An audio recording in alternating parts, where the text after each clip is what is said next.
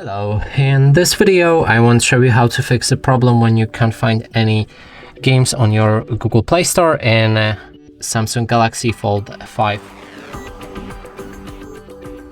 And to do this, let's open our Google Play Store and right here try to find games. We're gonna go for Call of Duty. And there's a game right here, but when we click on it, nothing happens.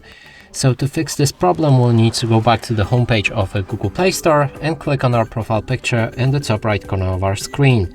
Now move to the settings and enter Family, select Parental Controls, and right here you can either disable parental controls entirely with a switch or go for Apps and Games.